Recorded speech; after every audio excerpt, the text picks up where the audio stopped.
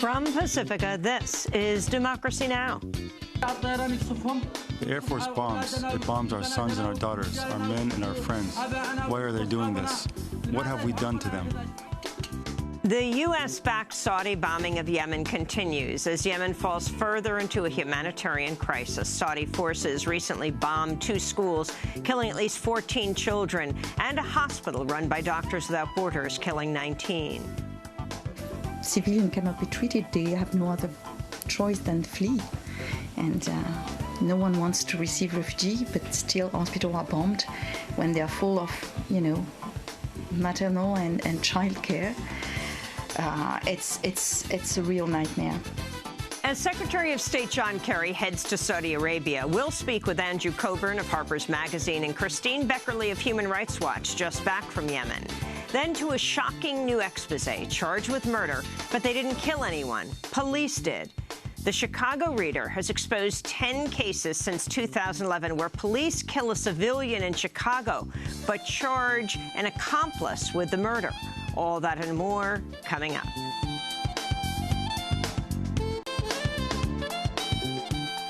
Welcome to Democracy Now!, democracynow.org, The War and Peace Report. I'm Amy Goodman. In Louisiana, more than 100,000 people have applied for federal assistance as cleanup begins from last week's historic flooding. At least 13 people died in what the Red Cross has called the worst natural disaster in the U.S. since Hurricane Sandy. President Obama is scheduled to tour flood-damaged areas on Tuesday. Louisiana Governor John Bel Edwards says more help is needed for the recovery effort.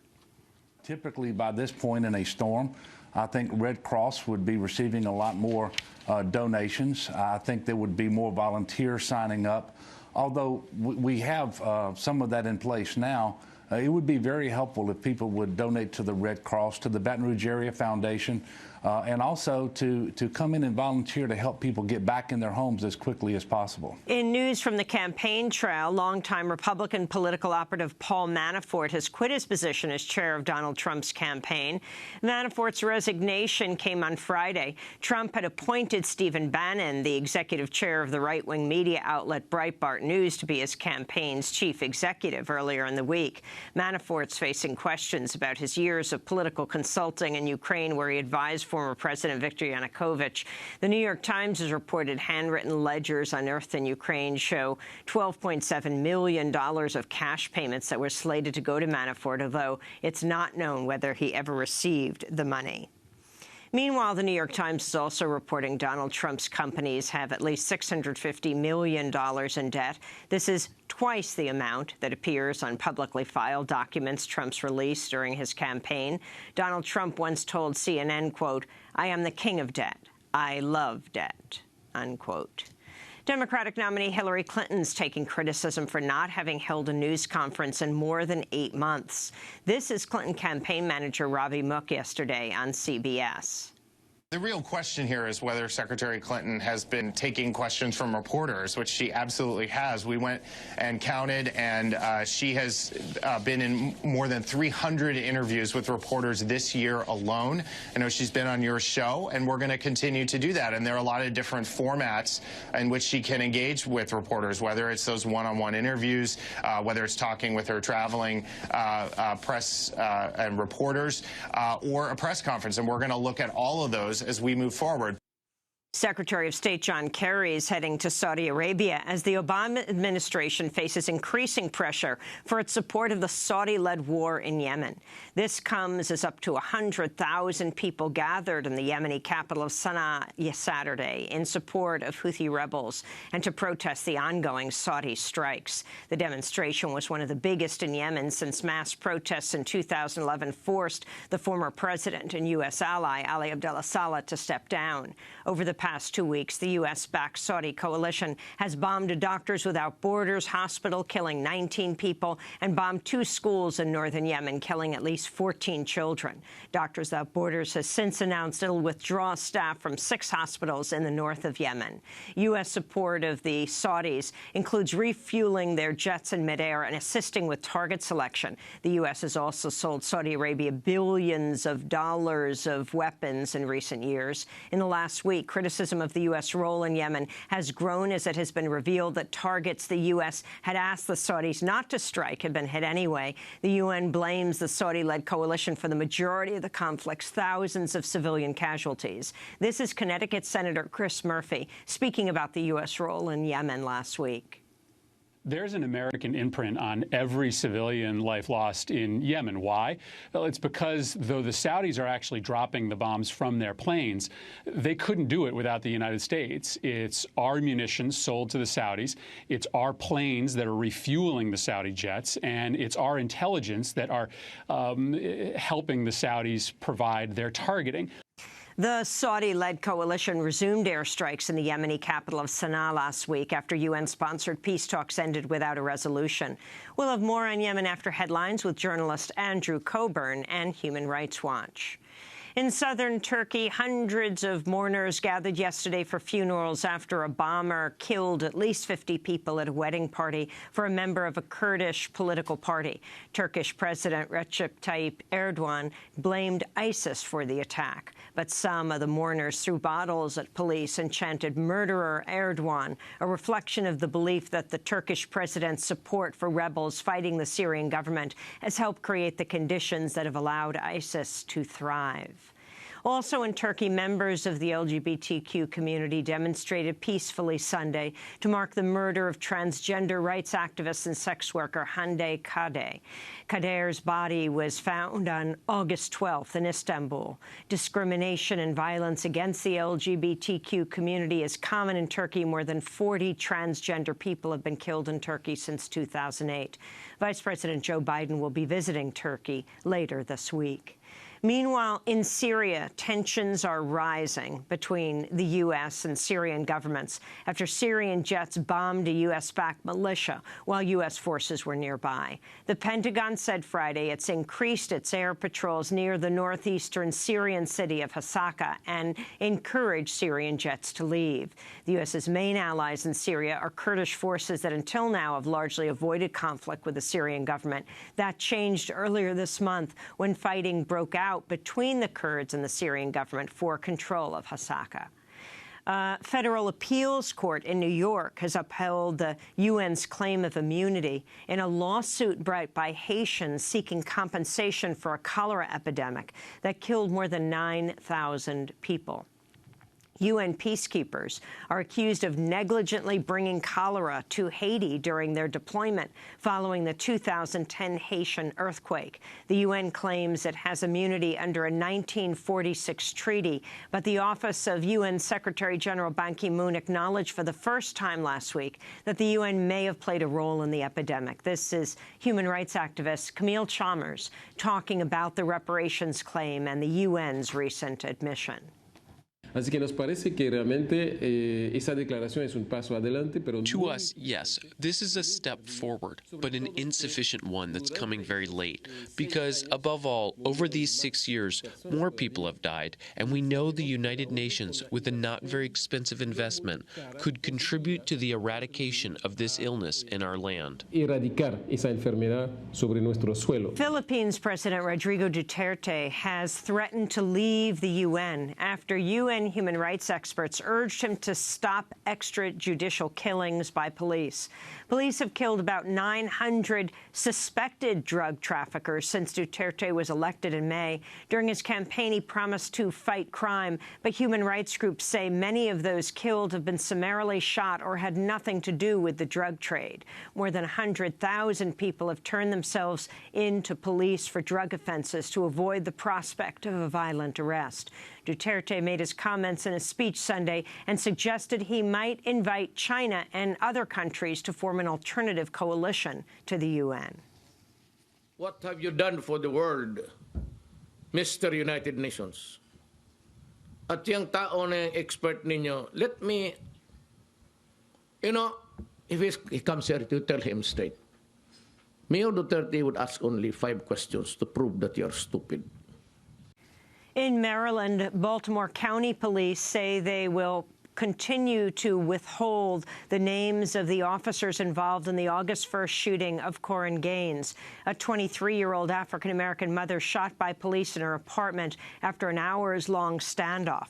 The officer who shot Gaines has been assigned to administrative duties. There's body camera footage of the standoff prior to the shooting, but police claim there's no footage of the shooting itself. Gaines live-streamed the beginning of the standoff on Facebook before Facebook responded to a police request to shut down Gaines' account. The NAACP Legal Defense and Educational Fund and activists have both questioned official police accounts of the shooting. Gaines' 5-year-old son, Corey, was also injured by police gunfire. This is Gaines' cousin, Creo Bradley, speaking last week at her funeral. Our family wants justice for Korryn Gaines. We have some unanswered questions that need to be answered. Number one, if the officer, what appears in the video, to have a body camera on, where's the footage? We do know that Cody has a testimony to the accounts of things that happened which are contradictory to the stories that are being told. Meanwhile, in Minnesota, the police officer who shot Philando Castile returned to work last week. Last month, Geronimo Yanez fatally shot Castile, who's African-American, during a traffic stop. Castile's death was live-streamed on Facebook by his girlfriend, Diamond Lavish Reynolds, in an extraordinary video in which she narrates the aftermath of the shooting while she's still in the car with the police officer pointing a gun at her and her 4-year-old daughter as her boyfriend lay dying on the seat next to her. Castile's death sparked nationwide protests against police violence. Yanez has been temporarily given an administrative position. A Texas court has halted the execution of Jeff Wood, a man who never killed anyone, 6 days before he was set to die by lethal injection. The court's order on Friday asked for further examination of a claim that a jury was improperly persuaded to give Wood his sentence after testimony from a highly criticized psychiatrist nicknamed Dr. Death. Texas's felony murder statute, called the Law of Parties, holds that anyone involved in a crime resulting in death can be held responsible. Wood was sitting outside in a truck when his friend Daniel Renault killed convenience store clerk Chris Kieran in 1996. Renault was executed in 2002. The 2016 Summer Olympics held their closing ceremony in Rio Sunday, but not before one more U.S. athlete made history. 21-year-old Claressa Shields of Flint, Michigan, won her second consecutive gold medal in boxing, the first U.S. woman ever to do so. The U.S. men's basketball team also continued their Olympic dominance Sunday, taking gold for the 6th time in 7 games. On Saturday, the U.S. women's basketball team won their 6th straight gold medal. The women's team has not lost an Olympic basketball game since 1992. Meanwhile, Ethiopian Olympic runner Feyisa Lilesa risked his safety by raising his arms in an X as he won a silver medal in the marathon. The X is a symbol used by Ethiopian protesters against human rights abuses by the Ethiopian government.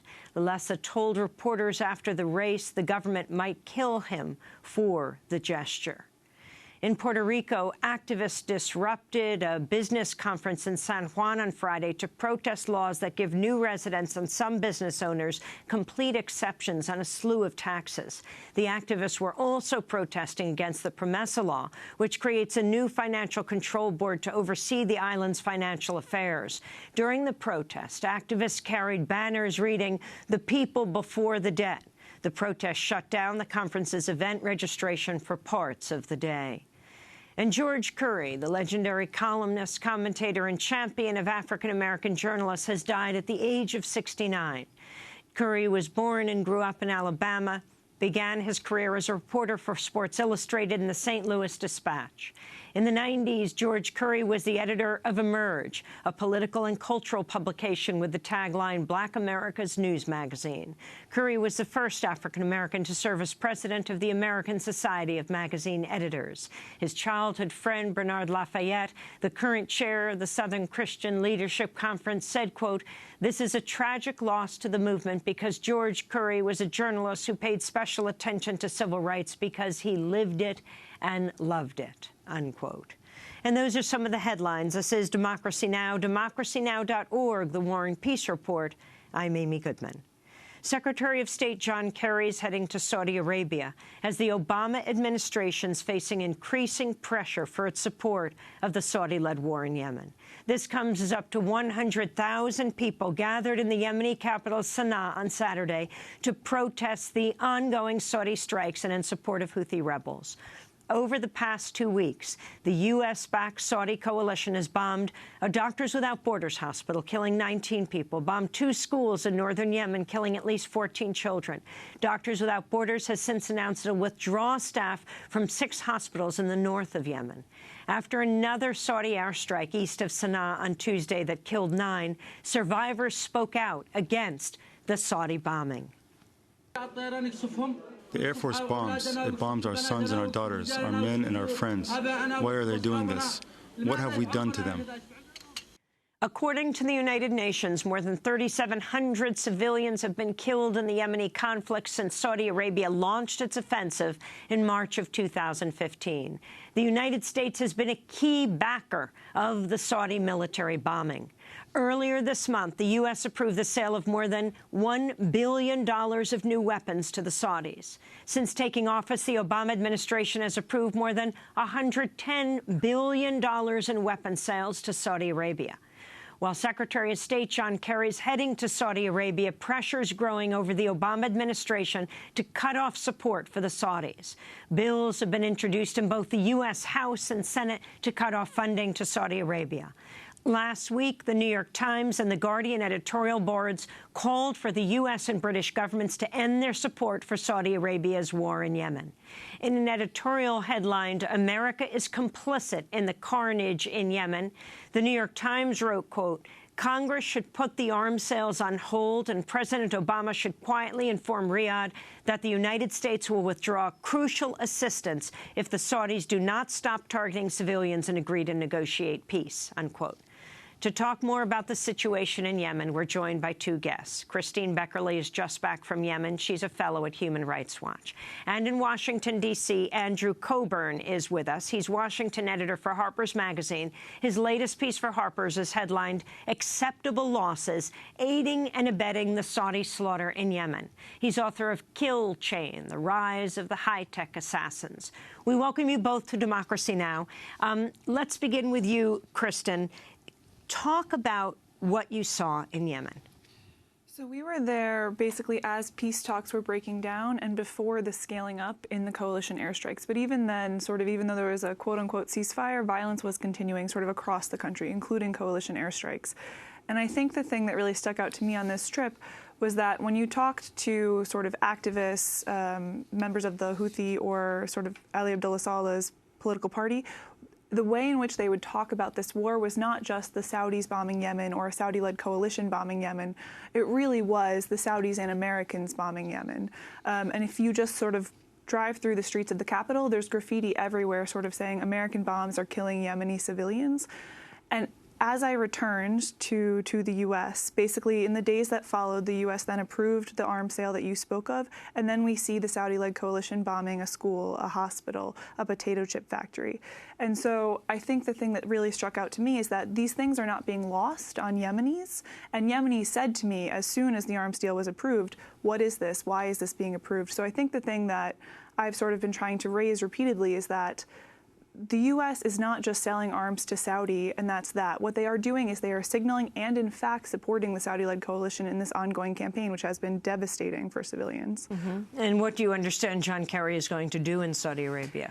So I think the thing that I would hope John Kerry would do, I don't know if he, in fact, will do that, is that he would raise with the Saudi-led coalition the fact that even though they have said that they will change their behavior, the behavior has obviously not changed, because this last week has been devastating for sure, but it builds on a year and a half worth of conflict where these things are not even sort of rare anymore, which is really troubling. So you talk about, okay, we've seen a school and a hospital being hit, but the UN found that in the first year of conflict, the Saudi-led coalition was guilty of half the attacks on schools and hospitals that it documented. You talk about an MSF, or a Doctors Without Borders hospital being hit. This is the 4th time a Doctors Without Borders hospital has been hit. And I think the thing that's quite striking is the Saudi-led coalition will then say to the U.S., okay, well, we're investigating. And they actually released sort of initial results from some investigations a couple of weeks ago. And in those investigations, they looked at 2 strikes where they hit Doctors Without Borders hospitals. And then you have them 2 weeks later hitting another hospital. So we're not seeing a change in behavior that we would need to see to feel as though they were actually serious about complying with the laws of war. But I think then the last thing I'll say on this is that it's not just about John Kerry saying to the Saudis, clean up your game. It's about John Kerry talking to the Saudis about the fact that the U.S. itself is a party to this conflict. So it's not just that the U.S. is selling weapons. It is that the U.S. is providing such crucial support and such substantive support that it itself is at war in Yemen. And so it really isn't a conversation of John Kerry pointing a finger at the Saudis, but it should be a conversation about the U.S. and the Saudi-led coalition are routinely violating international law in Yemen, so how are we going to stop this? Well, how can Kerry or Obama point the finger at Saudi Arabia? They just approved a $1 billion arms sale to Saudi Arabia. Exactly, and I think that's my concern. So even, for example, a couple days ago, Reuters had a report saying that U.S. advisors were being pulled out of Riyadh and that they were going to move to Bahrain. But what hasn't happened is any sort of clarity as to what the U.S.'s actual role is in this ongoing campaign. And it's sort of unacceptable for the U.S. to say the Saudi-led coalition, we're concerned about Saudi-led coalition violations in Yemen, like you say, when they continue to approve arms sales. But not only that, when they continue to refuel coalition jets on bombing campaigns, when they continue to provide intelligence support. Talk about the weapons used. Yeah, so for example, in one of the most egregious strikes that Human Rights Watch documented and the UN documented, it was on a village in northern Yemen, Mustaba Market.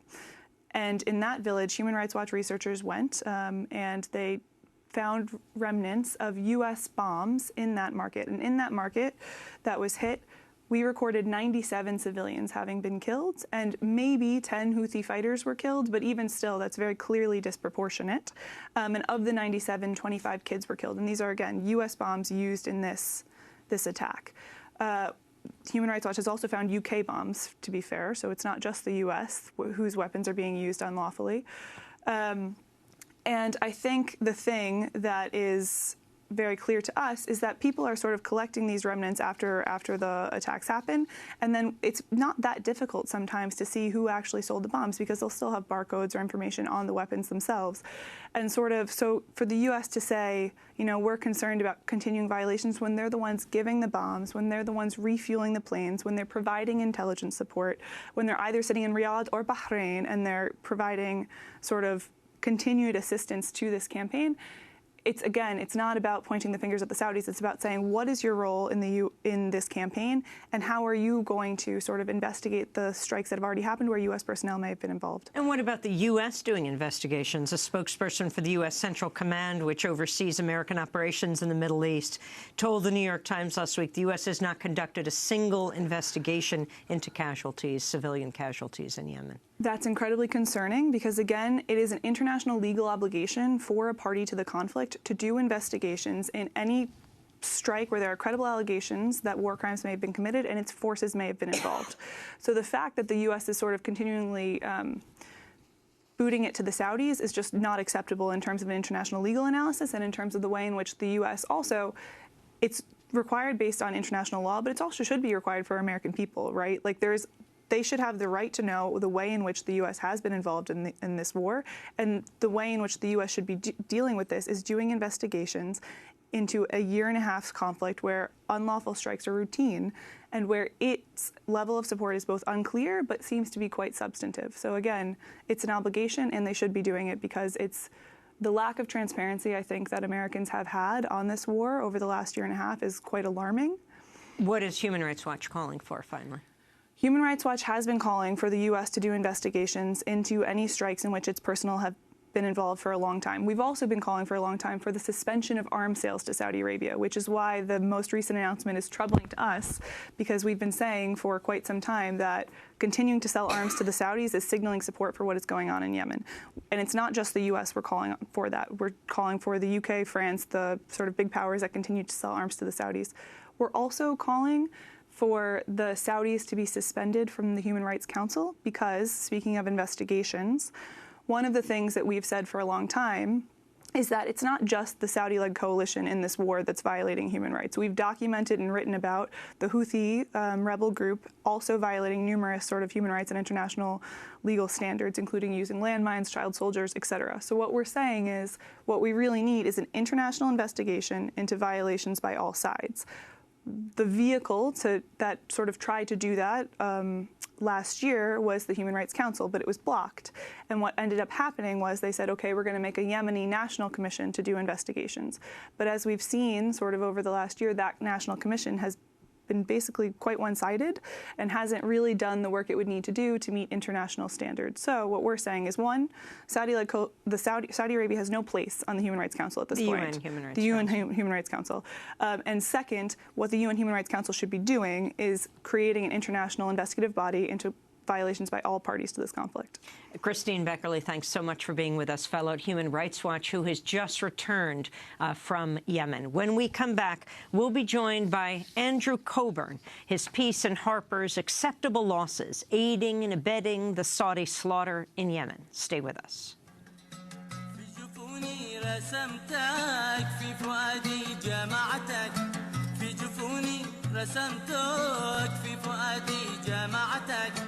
واستمعتك وجيتك نقسم الحب نصفين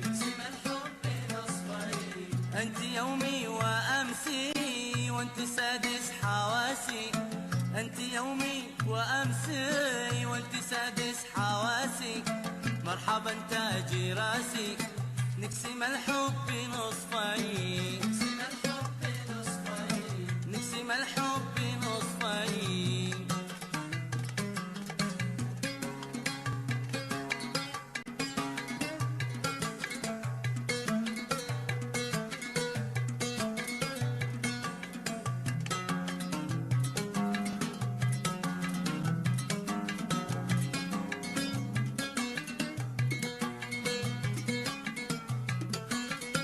Music by Abdulrahman Al-Akfash. This is Democracy Now!, democracynow.org, The War and Peace Report. I'm Amy Goodman.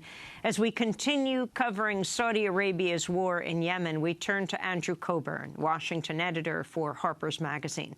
His latest piece for Harper's is headlined Acceptable Losses, Aiding and Abetting the Saudi Slaughter in Yemen.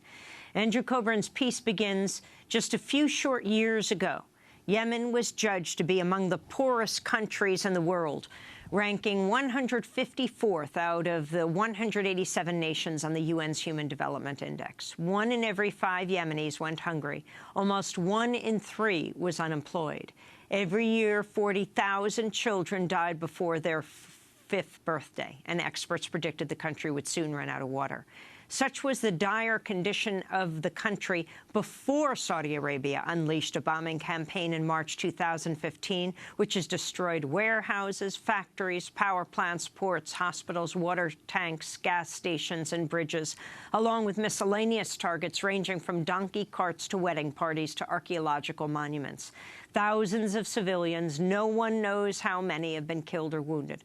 Along with the bombing, the Saudis have enforced a blockade, cutting off supplies of food, fuel, and medicine.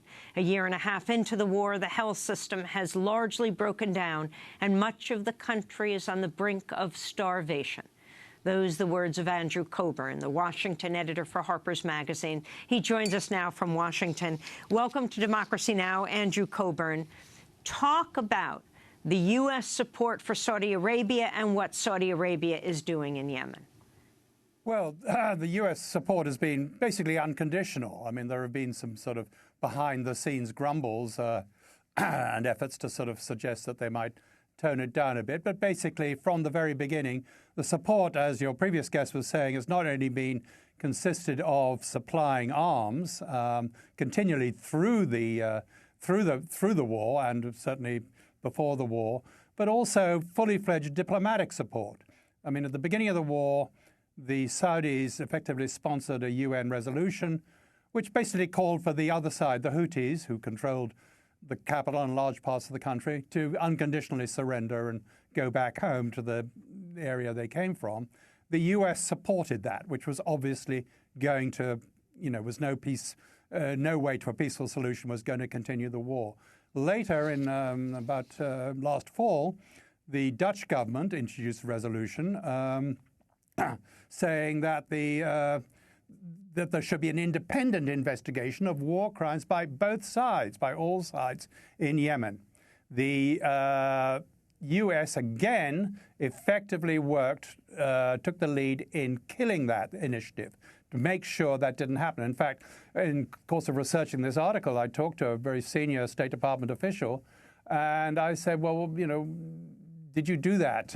Why did you do that? And he said, well, we agreed with President Hadi. President Hadi, of course, is the Saudi pawn, the so-called president who's been living in Riyadh for most of the war. It's a very shocking story of just how casually the U.S. has enabled, not just by supplying the weapons, but by giving diplomatic backup to this ongoing sort of casual war crime. What is Saudi Arabia and the U.S. hoping to accomplish in Yemen? Well, that's a great question. The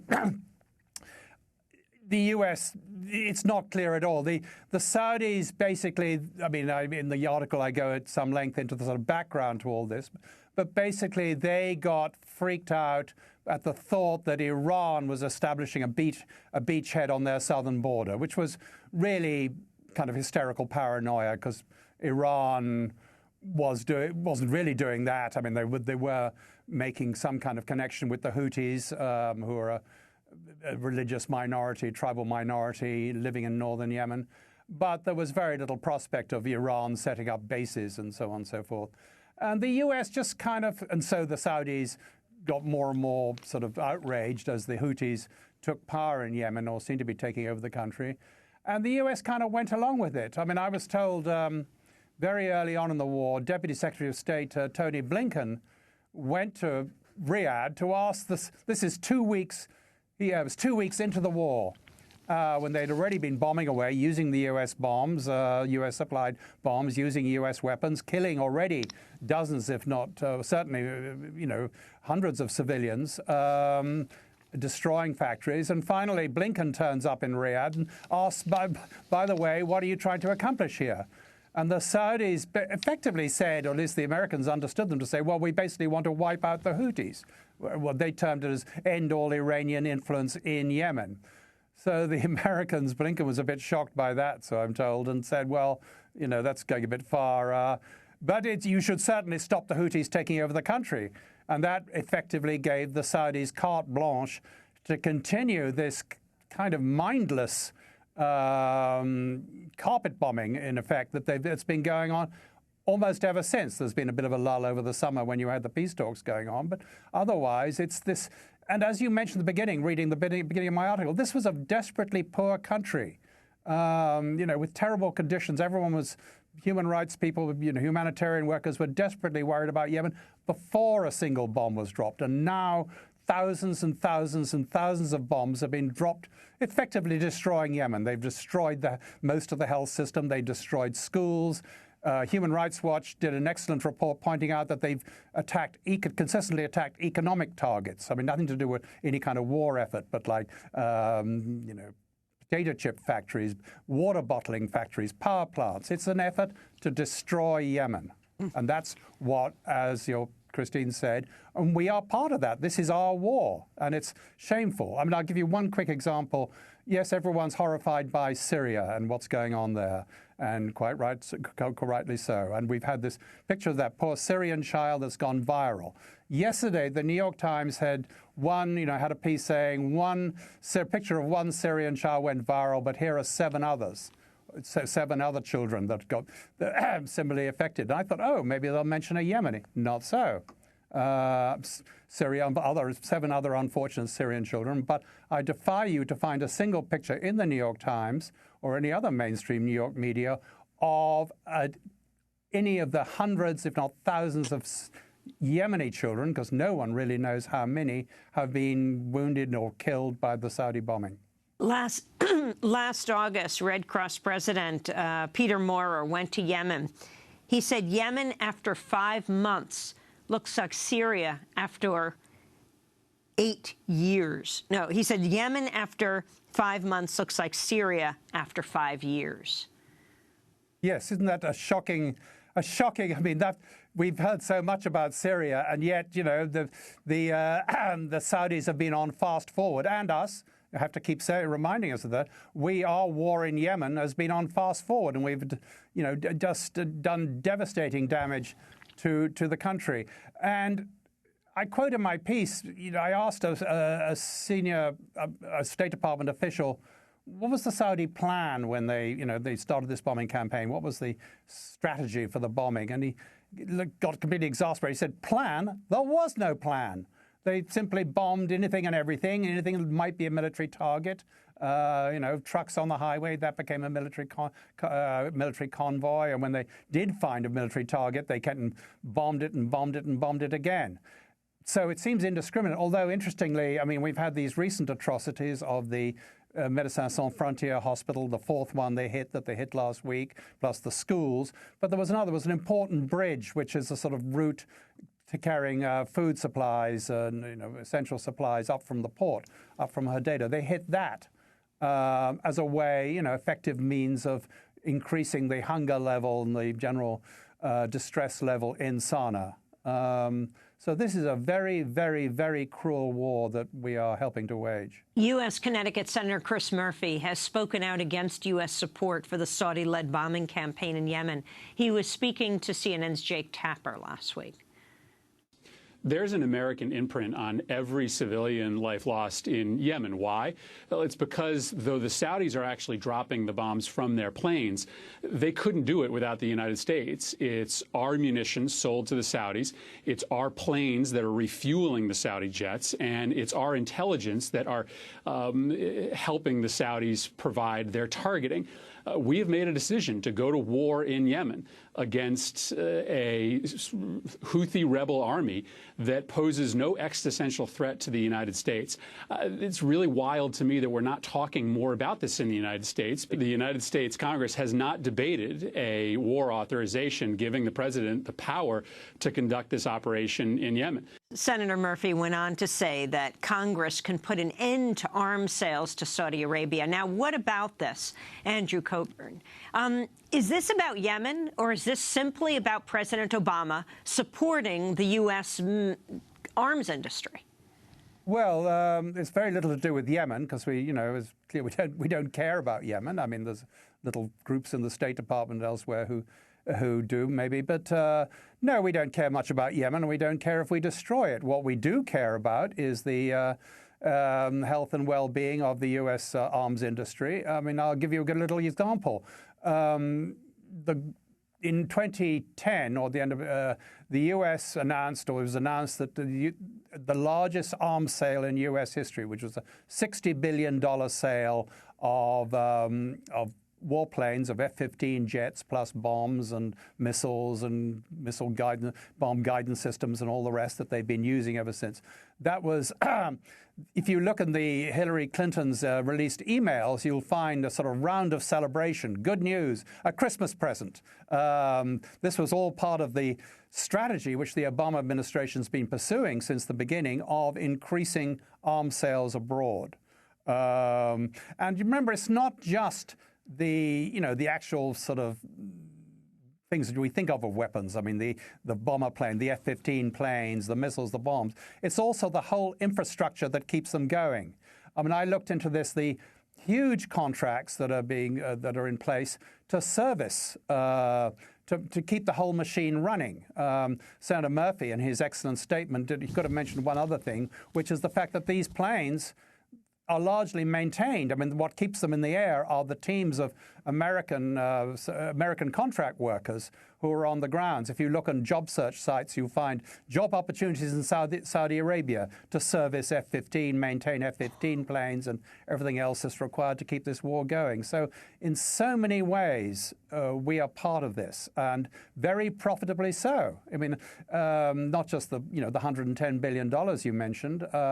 I believe, I could be wrong, but it's roughly we have 7,000 people on the production line at the Boeing plant in St. Louis working on this huge Saudi F-15 order. And I've seen a figure that across the country in terms of subcontractors doing the bits that go in to make these planes, perhaps as many as another 30 or 35,000 workers around the country. This is a huge number of jobs. and a huge amount of money. So in a way, given the sort of value system that we have here today, it's really no surprise that we're doing this. In June, UN Secretary General Ban Ki-moon removed the U.S. Saudi-backed, Saudi-led coalition fighting Houthi rebels in Yemen from a blacklist of forces responsible for killing children. Ban Ki-moon later acknowledged he was coerced into removing Saudi Arabia from the blacklist of forces responsible for killing children after the kingdom threatened to cut off funding to the UN. This is what he said. The report describes horrors no child should have to face. At the same time, I also had to consider the very real prospect that millions of other children would suffer grievously if, as was suggested to me, countries would defund many UN programs. Children already at risk in Palestine, South Sudan, Syria, Yemen, and so many other places would fall further into despair. It is unacceptable for member states to exert undue pressure. It's UN Secretary General Ban Ki-moon. Andrew Coburn. Well, isn't this shocking? I mean, that this that our supreme international body has to, as it admits, cravenly crumble before this bandit regime threatening, saying, well, if you criticize us for going around killing children, we're going to starve a few more. I mean, that is just disgraceful on the strength of it, quite apart from everything else we've been talking about the weapons. I think they should have been, well, I mean, it's an absurd joke that they should be on the Human Rights Council for a start. I mean, it's really a sick joke that these people should be allowed to say anything about human rights, for all the reasons people know very well, not just what's going on in Yemen, but everything that goes on in Saudi Arabia, for that matter. Why is the U.S. relationship with Saudi Arabia sacrosanct, it seems? And what do you think of the media coverage of Saudi Arabia? Well, the relationship goes back. I mean, we go back to when the Saudi Arabia, the Americans sort of forged the alliance, the relationship in 1945, when Roosevelt met with the King of Saudi Arabia, and they really came to a deal. The U.S. would support the regime and keep this family who named the country after themselves, the House of Saud, keep them in power. That was the deal. In exchange for a guarantee of cheap oil supplies to this country. I mean, not many people know that actually up until 2002, they actually did subsidize the price of oil, Saudi oil that came to this country. There's other things that go along with it, like overflights, it would be very inconvenient for us to run those huge bases we have in the Gulf, in Doha and Bahrain, if we weren't allowed to fly over Saudi Arabia, which they make it clear that's a conditional right. And once in a while, I was told by a former ambassador, they refuse permission. So there's things like that. But I think first and foremost, it's all about money. This $110 billion we've been talking about repeatedly, which was only that's only under Obama, let alone what's gone on in previous years.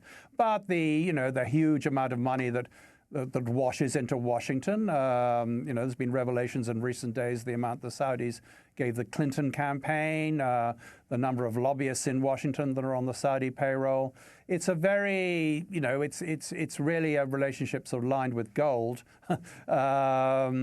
That's sort of become a matter of habit. I talk in the article about, for example, in just outside Riyadh, there's quite a big housing compound with several thousand Americans whose job is the U.S. military training mission to the Saudi armed forces, and that's been there permanently since the early 50s. In fact, it was agreed on at that historic meeting in 1945. It's always run by a two-star Air Force or Army general. The Saudis pay $30 million a year to have this training mission, which is also, as it says in its mission statement on its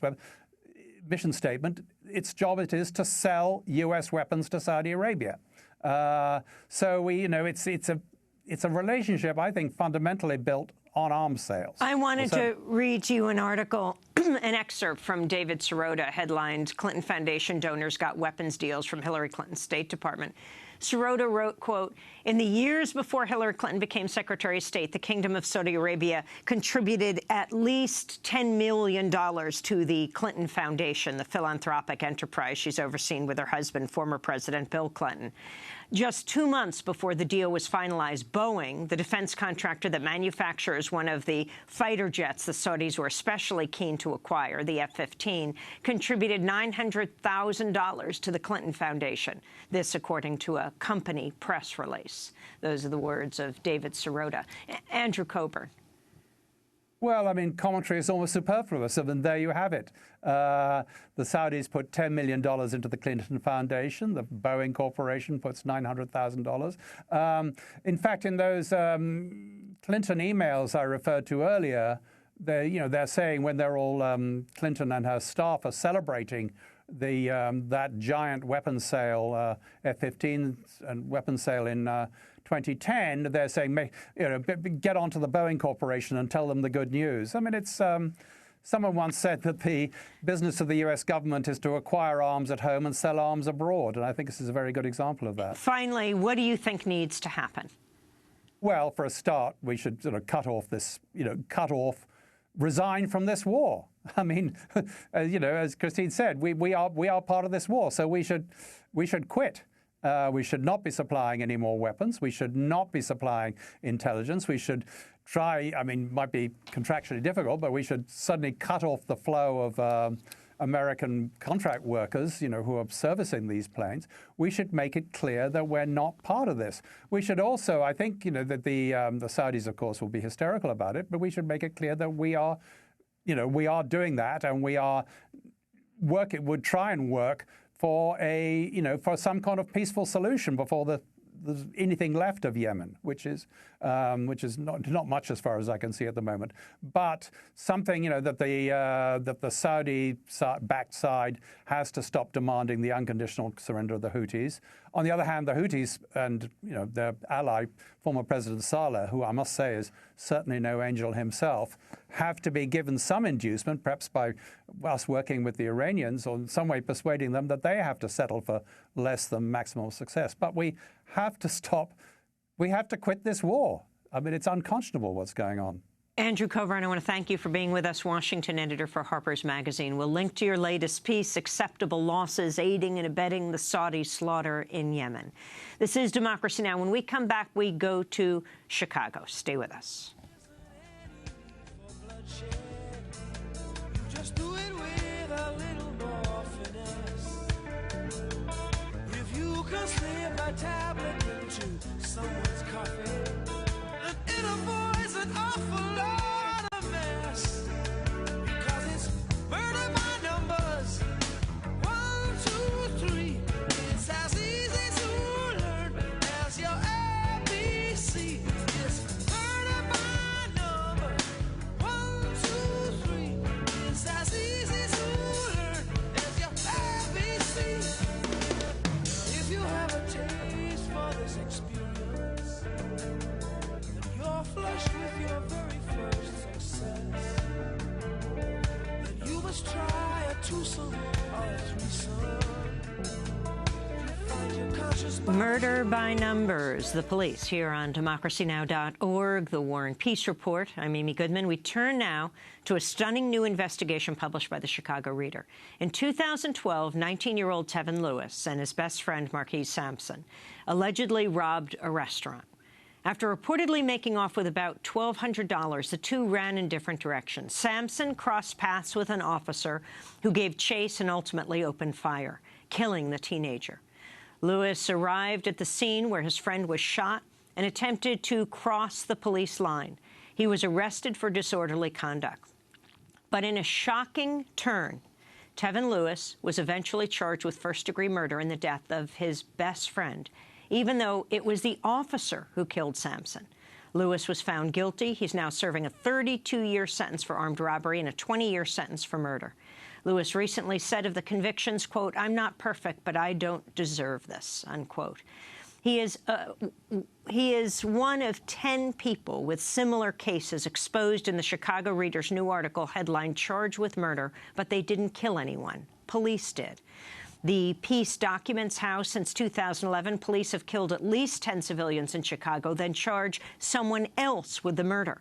The article also explores a little-known legal statute in Illinois Criminal Code known as the felony murder rule, which can apply if a suspect in a felony is said to have set in motion a chain of events that led to the death of another person.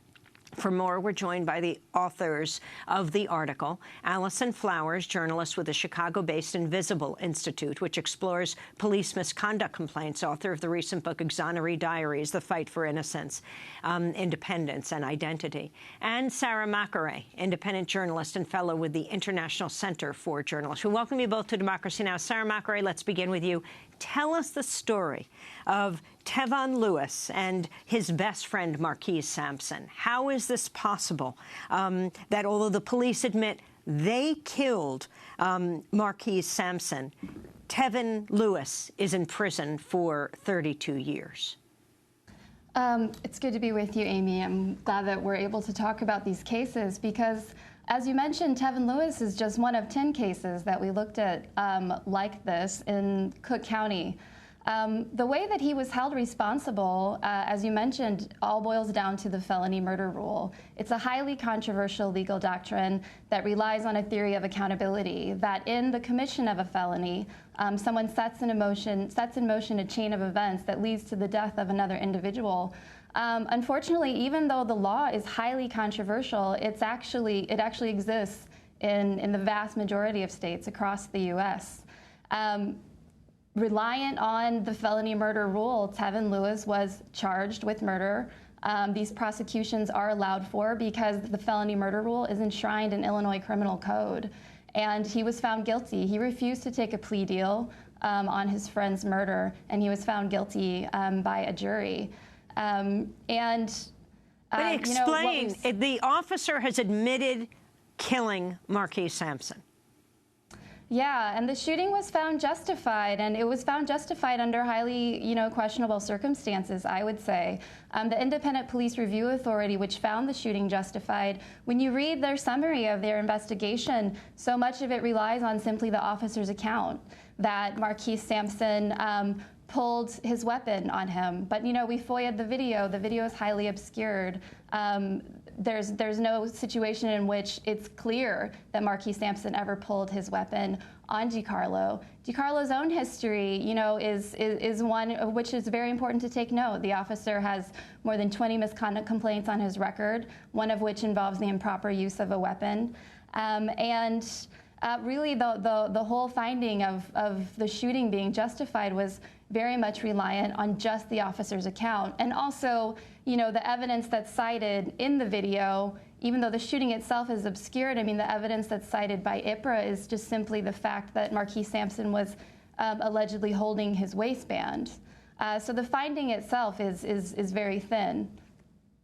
I want to turn to the case of Tristan Skaggs. He was convicted of felony murder stemming from a November 2006 car theft and police pursuit that resulted in the police killing of 2 of the suspects as police fired into the stolen vehicle. Skaggs was shot by the police in the back and survived, but was charged with the murder of his 2 accomplices. He says now of the charge, "At first I thought it was a lie. I thought to be charged with murder, you had to kill somebody." That's right. So in the case of Tristan Skaggs, he actually Let me go to the clip. Oh, sorry, there's no clip. Go ahead, Allison. Tristan Skaggs actually narrowly escaped a felony murder conviction, but he was charged with that as well as attempted murder of a police officer and conspiracy to commit murder. He was in a stolen vehicle with his friends when police curbed the vehicle and descended on them with bullets. The ballistics show almost 70 shots were fired. There was no crossfire between the boys in the car and the police officers, even though there were guns in the car. He witnessed his friends being shot. Tristan ended up on the sidewalk outside the car, hands raised. 3 officers did not see him support his version of events, that he was not armed and he did not brandish a weapon at officers. and then he's shot in the back with an assault rifle by a Chicago police officer. And, you know, there was some very strong racial language around that shooting as well. He basically ends up in the hospital and then wakes up later realizing that he's been charged with the murders of his friends. In the story, you quote Timothy Jones, who wrote from Menard Correctional Center in southern Illinois. He was charged with felony murder after police fatally crashed into a car belonging to an innocent bystander while they were chasing him. Jones was 23 years old at the time of the incident. He writes, quote, "I don't feel I should serve 28 years of my life for a car accident that I was not involved in. I feel as if I wasn't given a second chance. Seeing that I was actually on a path that was leading me somewhere, I feel as if the police could have told the truth at my trial and I would have been found not guilty. I feel the judge could have done more to help, too, but the system was built to destroy." Allison, explain that case. Well, the system is actually doing what it's designed to do. He's completely right about that. In Illinois, where we have the felony murder rule, death has to be foreseeable as a result of the predicate felony or the felony that's at the root of the killing. In other states, though, they have different clauses to kind of protect against this. So one thing is called an agency rule. So the person who kills, you know, has to be an agent of the defendant, right? So they have to be in the same group. So, of course, police would be excluded from that, not being considered part of the felony. And other places, they have a protected person rule where one suspect or co-arrestee can't be charged with the death of another. But in Illinois, we don't have any of that. And so what happens is that these killings where, you know, maybe a police has acted either carelessly, overzealously, irresponsibly, or just plain misconduct, ends up sort of, you know, they can easily pass the blame on to a bystander, a civilian, or someone who was a suspect in the felony that they were in the, you know, pursuing to begin with. It's pretty easy for prosecutors to charge someone under felony murder in this way in Illinois for police killings. Sarah McAree, back to Marquise Sampson and Tevon Lewis. Tevon has Marquis' name and birthday tattooed on his arm. He was his best friend, the man the police killed. He was charged with his murder and convicted and serving decades in prison now. Yeah, he is. And I think that, you know, that's just such a poignant, you know, fact, because I think in the last 2 years, since we've seen so much attention around police shootings and police killings, you know, there's been a ton of attention focused around holding officers accountable and all the ways in which officers are not held accountable. And I think that what we've seen with these types of prosecutions is a particularly egregious way in which officers are not only not held accountable, but the very people who are alongside people who are killed by police are the ones themselves held accountable and whose lives are snatched away. I think it's also important to underline that, you know, policing snatches lives on the street with, you know, many of these shootings which are seen as extrajudicial killings. But look at what we found when the judiciary is involved. There are still lives snatched away. One of the things Timothy Jones said was he thinks of Jacqueline Reynolds, who was the innocent bystander. He thinks of her every day because not only was her life lost, his was too. And Allison Flowers, are police using this this felony murder rule to protect their own misconduct? That is what we heard from experts about this, that it's really a red flag for misconduct when you see civilians or co-arrestees, suspects being charged with a killing that they didn't commit, but that police did. It's often a red flag for misconduct. And, you know, here in Chicago, we have a problem with that, as we see nationwide, of course. But we know that 97% of Chicago police misconduct complaints go undisciplined. And so there really is a problem of impunity where police officers face little discipline. And it's pretty easy for them to shift blame. We have to leave it there. Allison Flowers and Sarah McAree will link to your piece in the Chicago Reader. This is Democracy Now! I'm Amy Goodman. Thanks for joining us.